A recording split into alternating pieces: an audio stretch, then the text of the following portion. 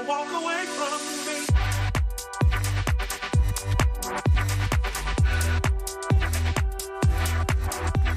Away from me.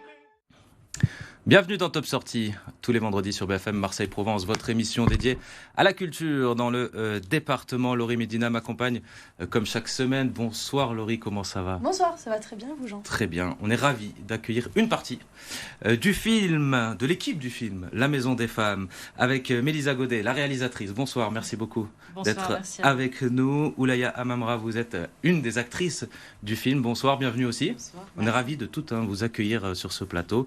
Et puis Emma Javot, qui est l'une des productrices, ou la productrice de ce film, qui sort en salle le 4 mars prochain. Il y avait une avant-première à Marseille cette semaine, mercredi, et on va en reparler tout à l'heure. Le 3 mars aussi, une projection dans tous les pâtés de France depuis Saint-Denis, là où a été créée la Maison des Femmes et d'où partira la première projection, donc avant la sortie en salle le 4 mars. Mais avant de tout connaître sur ce film, d'abord, ce qui vous attend ce week-end dans notre département. Don't walk away from me. Away from me. Les événements culture avec toi, Laurie, on commence par quoi ? Eh bien, on démarre par une nouvelle exposition du côté des Baux-de-Provence aux Carrières de Lumière. Vous le savez, de nouvelles expériences immersives. D'abord, Picasso, l'art en mouvement et Frida Kahlo en plein cœur.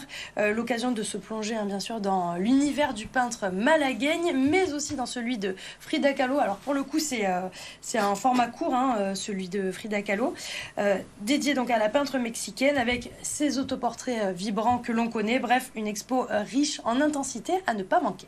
C'est ce qu'on peut voir à l'Atelier des Lumières, vous connaissez un petit peu, j'imagine. C'est pareil dans un milieu naturel magnifique au Baux-de-Provence, je ne sais pas si vous connaissez, mais si vous n'êtes pas allé encore, je vous conseille d'y aller. Deuxième événement, un spectacle de magie à Marseille. Et oui, Jean, l'Illusion Tour, le plus grand spectacle de magie d'Europe, tout de même. Eh bien, ça se passe du côté du Mucem au J4.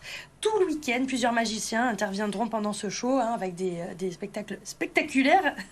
Alors, on n'est pas dans le lever du chapeau avec le lapin qui sort. On est vraiment dans le vol de piano, des trucs assez extraordinaires. Donc, ça démarre samedi et comptez une 30aine d'euros par place. Un dernier événement, sous un chapiteau à nouveau. Oui, Jean, c'est vrai qu'on parle beaucoup de cirque cette semaine, parce que c'est le dernier week-end pour profiter de la Biennale des Arts du Cirque, avec plusieurs événements à Istres ou encore Miramas. Et le clou du spectacle, bien sûr, c'est à Marseille, à la Canebière, ce dimanche dès 10h, avec des spectacles aériens, du jonglage, ou encore, attention, des ateliers ou la houppe. Jean, vous participerez, non ? Je suis absolument nul à ce truc, mais je connais. Ouais. Truc du cerceau, là ? Oui. Ouais. Bon, non, ça, c'est pas pour moi. Merci beaucoup. Laurie, on passe tout de suite aux invités. Don't walk away from me. Away from me. Les invités de Top Sortie cette semaine sont actrices, réalisatrices, productrices du film La Maison des Femmes. La Maison des Femmes qui est un lieu, une institution maintenant qui existe depuis une dizaine d'années à Paris, qui s'occupe donc de prendre en charge des femmes victimes de violences. Vous avez décidé d'en faire un film à partir d'une rencontre, à partir d'une interview entendue. Alors je ne sais plus qui connaît particulièrement Ghada Hatem, mais c'est celle qui a fondé La Maison des Femmes. Comment c'est parti comment l'idée de faire ce film ? Qui a rencontré Ghada en premier ou qui en a entendu parler en premier ? Eh bien, c'est moi. J'écoute Mélisa. la radio chez moi beaucoup et j'ai un jour entendu Rada parler de sa maison à Saint-Denis, de comment elle y travaillait en équipe de manière pluridisciplinaire pour aider ces femmes victimes de violences à se relever. Et je me suis dit que c'était une initiative citoyenne formidable. Et comme scénariste à ce moment-là, je me suis dit que ça ferait un film merveilleux. Oui, j'ai dit Ghada, mais ça dit Rada. C'est Rada, mais oui, ça s'écrit absolument. GH. Donc, de là est partie l'idée de faire un film. Ouais. Vous avez appelé votre acolyte, Emma, et donc sûr. du coup, vous avez monté ce projet. Ça a fait sens tout de suite aussi pour vous, j'imagine, Ouais, de réaliser ce film. Ça a fait sens tout de suite. Moi, j'ai la chance de suivre Mélisa depuis ses débuts comme réalisatrice. On a fait ensemble un de ses courts-métrages, ensuite une série.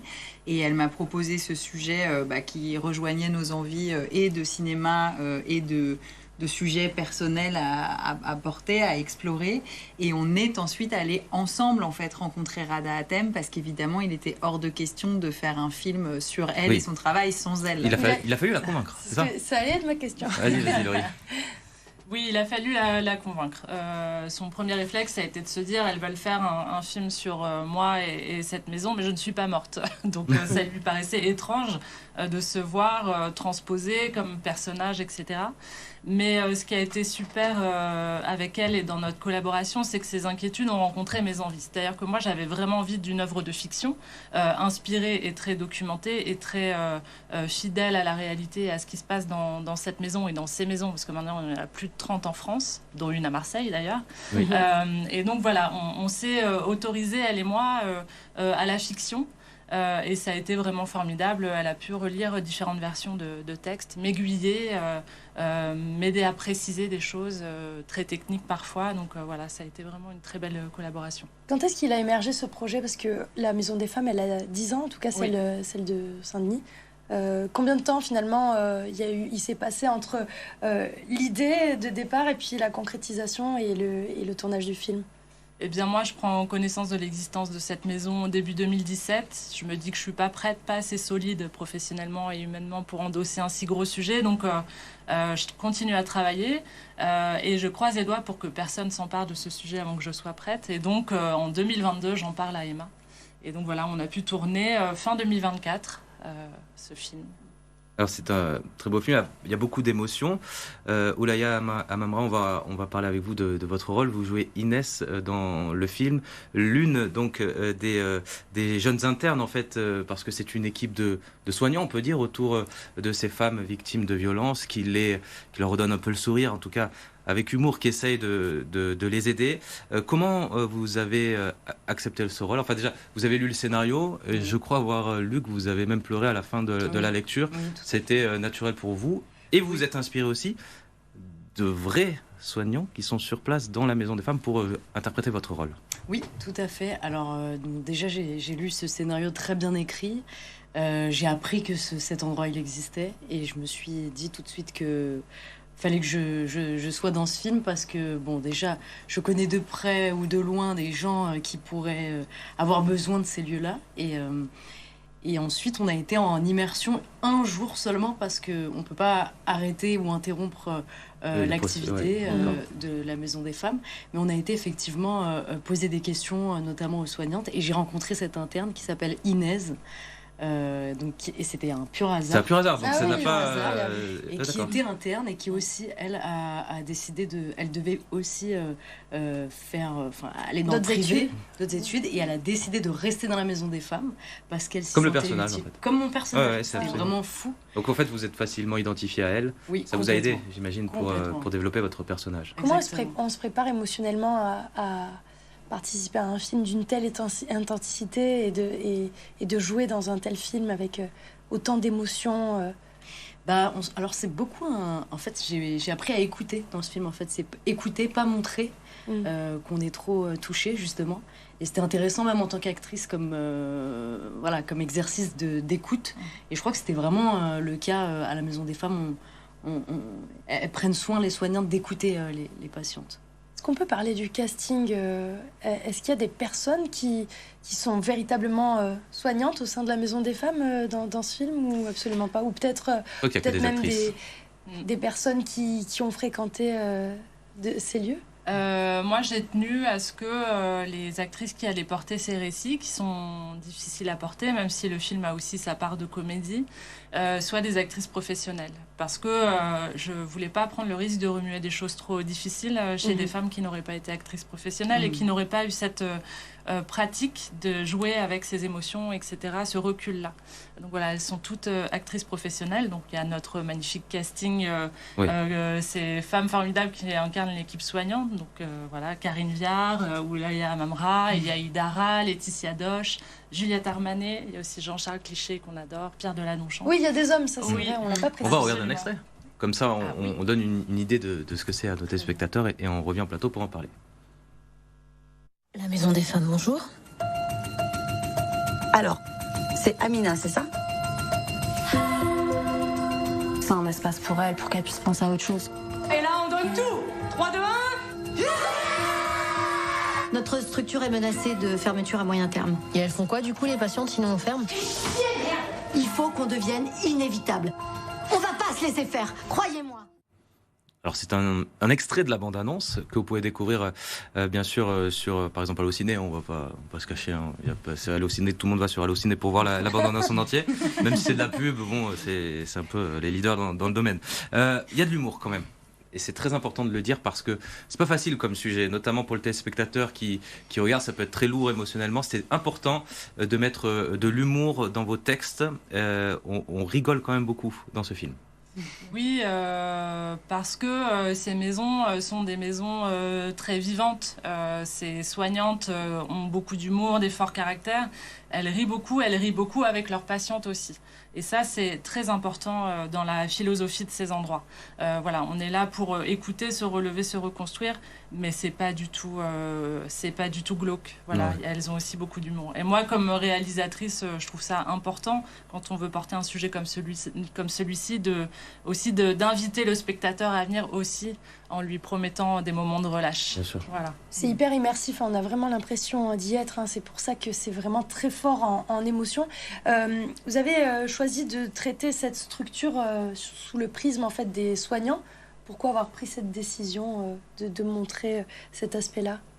Mélisa, en fait, elle avait envie de parler de ces femmes qui prennent soin d'autres femmes et qui, du coup, prennent du temps pour réparer les autres. Et qu'en est-il de leur propre vie, en fait, au bout d'un moment? C'est ça aussi, la vie des soignants, c'est le don de soi, etc. Mais elles aussi, elles ont leurs problématiques personnelles.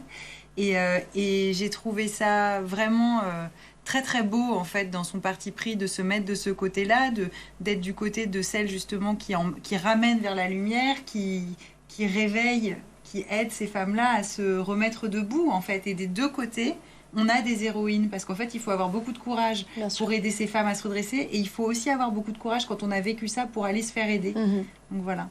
C'est ce qui ressort beaucoup. Moi, je voulais poser une question à Oulaya.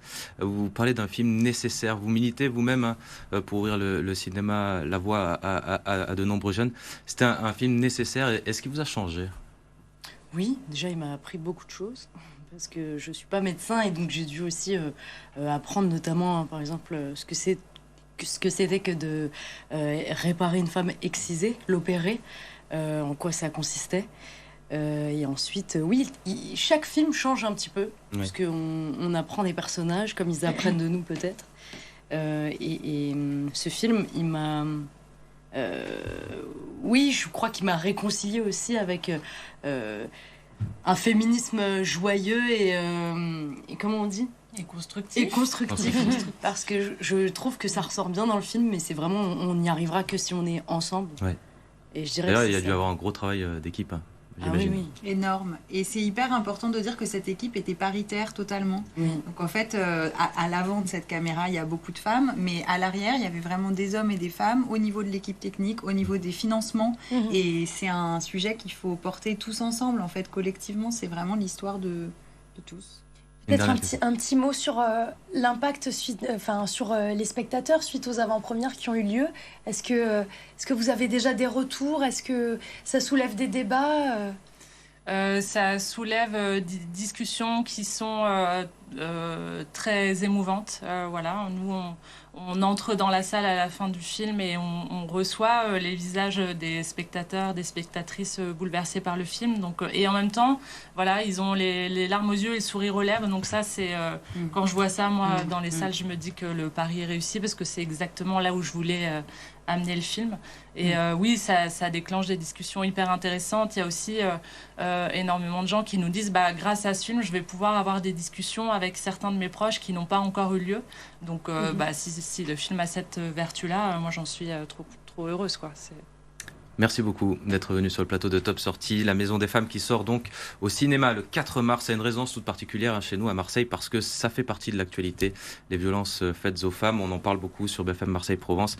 Je parle sous le contrôle d'Emma Javot, la productrice. Ça sort en salle le 4 mars, mais il y a une projection le 3 mars à Saint-Denis, là où a été créée la Maison des Femmes, et c'est retransmis dans tous les pâtés de France, c'est ça, ce 3 mars. Donc à Marseille. Absolument, et les salles en fait pourront poser des questions et interagir avec la salle de Saint-Denis où nous serons et En nous visio. pourrons répondre. Voilà. Magnifique. Rendez-vous pris. Donc merci beaucoup à toutes les trois d'être venues sur le plateau Merci. de Merci. Top Sortie. Bonne journée, bonne soirée à vous. Bonne Merci. soirée.